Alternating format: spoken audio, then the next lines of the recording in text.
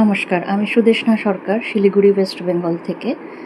আমি অনিশ মুখার্জির সাথে প্রায় 2-2.5 বছর থেকে কানেক্টেড আছি। আমি ওনাকে ফেসবুক রিলসেই পেয়েছিলাম, তারপরে আমি ওনার সাথে যোগাযোগ করি আর আমার প্রবলেমসগুলো আমি শেয়ার করি। আমি অনেক রেমেডি ওনার কাছ থেকে নিয়েছি, তাতে আমি অনেক উপকার পেয়েছি, অনেক ভালো রেজাল্ট পেয়েছি। তারপরে আমি আমার মেয়ের জন্য কিছু রেমেডি নিয়েছিলাম, কিছু পুজো করানো হয়েছিল, যার জন্য আমার মেয়েকে তাবিজ দেওয়া হয়েছে। সেই তাবিজে আমি অনেক উপকার পেয়েছি। তখন যেই প্রবলেমটা হচ্ছিল সেটা নিয়ে তো ওটা পুরোভাবেই কিওর হয়ে গেছিলো তখন। তারপরে আস্তে আস্তে আমি দেখতে পাচ্ছি আরও কিছু প্রবলেম আছে, যেটা একটু আমার ফেস করতে হচ্ছে আমার মেয়েকে নিয়ে। তো সেইটা নিয়ে আমি ওনাকে জানাই, আবার জানাই। তখন আমাকে আরও একটা রেমেডি দিয়ে সেটাকে এক্সিকিউট করা হলো। সেটার জন্য একটা তাবিজ নেওয়া হয়েছে।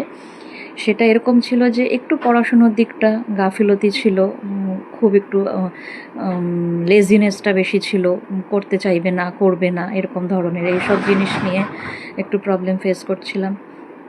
তো সেই সব নিয়ে আমি ওনার সাথে ডিসকাস করি, ওনাকে বলি। তাতে উনি আমাকে আবার একটা রেমেডি দেন। সেটাতে এখন অনেক ইমপ্রুভমেন্ট, অনেক ভালো, আমি অনেক উপকার পেয়েছি।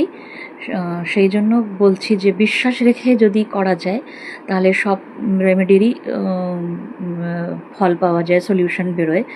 তো বিশ্বাস রাখাটা সব থেকে বড় কথা। আর ওনার এরকম কোনো রেমেডি নেই যেটাতে উপকার পাওয়া যায় না। একটু সময় লাগতে পারে, অনেক ক্ষেত্রে একটু সময় লাগে, কারো একটু বেশি লাগে। তো সেই জন্য একটু পেশেন্স রেখে যদি জিনিসগুলোকে এক্সিকিউট করা যায় আর বিশ্বাস রাখা যায়, তাহলে সব কিছুরই ফল ভালো পাওয়া যায়। সেটা একটু জানালাম আমি, আমার এটা কর্তব্য ছিল জানানোটা, আমি জানালাম। আমি ওনার রেমেডি নিয়ে অনেকটাই হ্যাপি, স্যাটিসফাইড। Thank you.